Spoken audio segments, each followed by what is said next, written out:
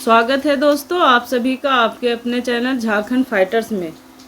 दोस्तों इससे पहले हम लोग 11 जेपीएससी के सिलेबस के अनुसार पेपर 2 में पहला चैप्टर मुंडा शासन को पढ़ चुके हैं। आज हम लोग नागवंशी शासन को पढ़ेंगे और हमारे चैनल पे जो भी नए हैं वो हमारे चैनल को सब्सक्राइब कर दें और हमारा सेशन अच्छा लगे तो एक लाइक हमें ज़रूर दें।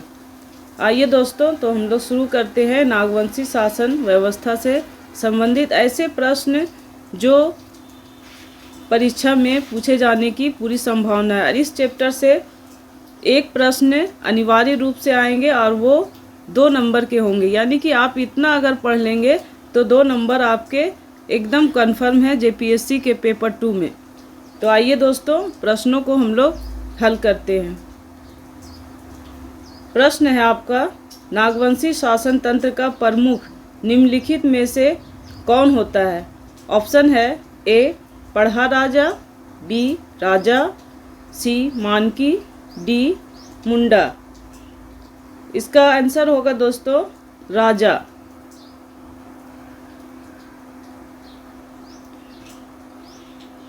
आगे देखते हैं प्रश्नों को।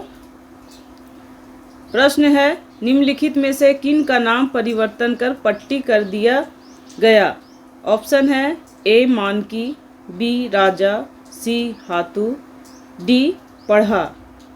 तो इसका आंसर होगा दोस्तों पढ़ा का ही नाम परिवर्तन करके पट्टी कर दिया गया था।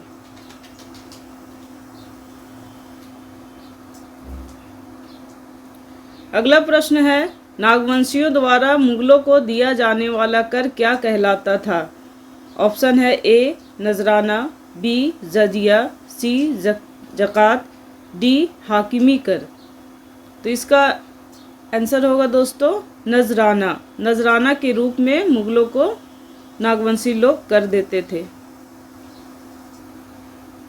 अगला प्रश्न है, निम्नलिखित में से किन शासकों ने प्रशासन का नया ढांचा मुगल शासन पद्धति पर रखा? ऑप्शन है ए रघुनाथ शाह, बी मेदिनी राय, सी दुर्जन साल, डी ठाकुर विश्वनाथ सहदेव। इसका आंसर होगा दोस्तों राजा दुर्जन साल। प्रश्न है, नागवंशी शासन व्यवस्था में भूमि स्वामित्व के बारे में निम्नलिखित में से कौन कथन सही है? पहला है निजी स्वामित्व था, दूसरा निजी स्वामित्व नहीं था, तीसरा सामूहिक स्वामित्व था, चौथा सामूहिक स्वामित्व नहीं था। इसका आंसर होगा दोस्तों निजी स्वामित्व नहीं था, सामूहिक स्वामित्व था। तो इसका अगर ऑप्शन 2 नंबर के रूप में मांगा जाए तो हम लोग कहेंगे 2 और 3।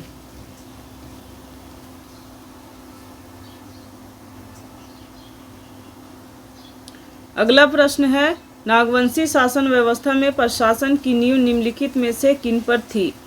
ऑप्शन ए राजा, बी भूइहर पट्टी, सी मानकी, डी पढ़ा पंचायत। तो नागवंशियों का शासन व्यवस्था की नींव थी पढ़ा पंचायत पर। अगला प्रश्न देखेंगे, नागवंशियों ने निम्नलिखित में किन का नाम बदलकर भूइहर कर दिया? ये लोग नाम बहुत बदल रहे थे दोस्तों। इनका नाम कर दिया, ऑप्शन दिया गया है राजा, बी में है प्रमुख मानकी, सी में है मुंडा, डी में है पढ़ा। इसका आंसर होगा प्रमुख मानकी।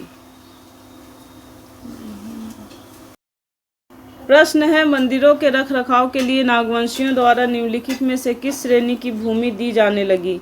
ऑप्शन 1 है देवोत्तर, 2 में है ब्रह्मोत्तर, 3 ब्रीथ, 4 जागीर। इसका आंसर होगा दोस्तों सी नंबर वाला 1, 2 और 3। जो ब्रह्मोत्तर है, देवोत्तर है और ब्रीथ है वो तीनों ही हो जाएगा। तीनों के नाम से भूमि दी जाती थी। अगला प्रश्न है, किस लेखक के अनुसार नागवंशियों ने पढ़ा का नाम बदलकर पट्टी नाम कर दिया? Option a Ramdayal Munda, b Fort William, c S C. Roy, d Chapman. इसका आंसर होगा दोस्तों सी एस.सी. राय। अगला प्रश्न है, नागवंशियों की प्राचीन शासन व्यवस्था किस शताब्दी से बदलने लगी थी? ऑप्शन ए 16वीं शताब्दी, ऑप्शन बी 5वीं शताब्दी, ऑप्शन सी प्रथम शताब्दी, ऑप्शन डी 12वीं शताब्दी। इसका आंसर होगा दोस्तों ऑप्शन ए 16वीं शताब्दी। अगला प्रश्न है, नजराना या पेशकश के बारे में निम्नलिखित में से कौन सा कथन सही है?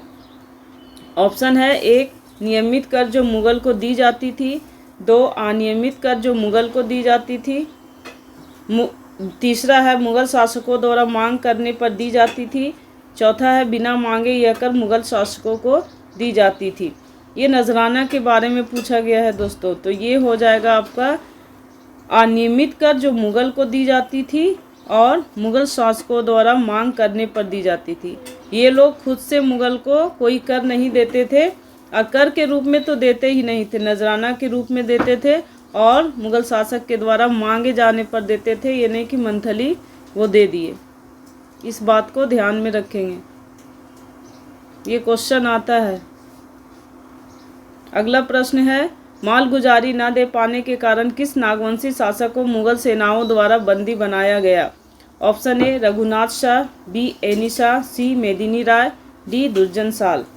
इसका आंसर होगा दोस्तों दुर्जन साल है, जिन्होंने मालगुजारी नहीं दी थी तो इन्हें मुगल सेनाओं द्वारा बंदी बना लिया गया था।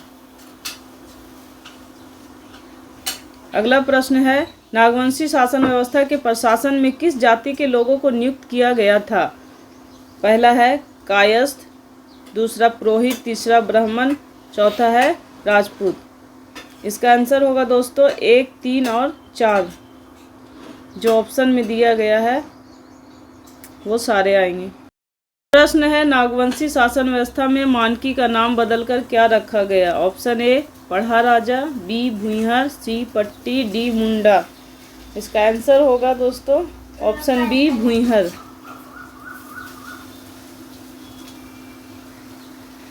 अगला प्रश्न है, किस वर्ष जागीरदारी प्रथा को हटाकर जमींदारी प्रथा लागू की गई?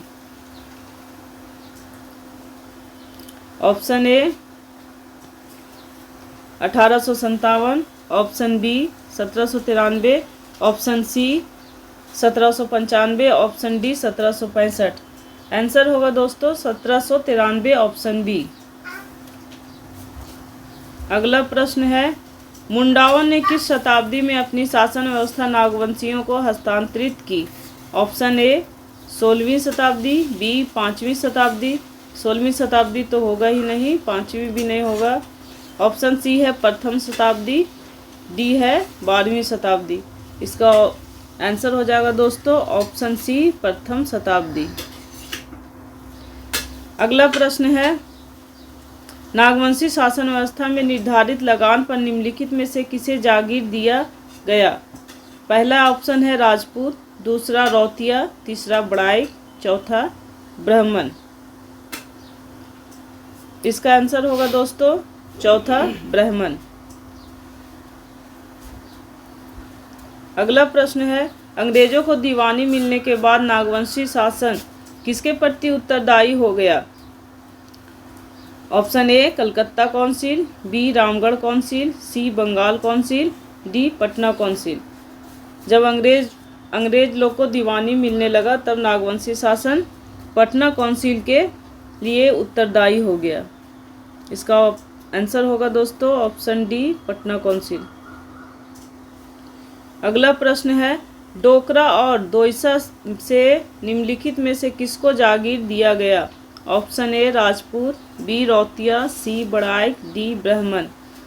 इसका आंसर होगा दोस्तों ब्राह्मण थे जिनको जागीर दी गई थी। अगला प्रश्न,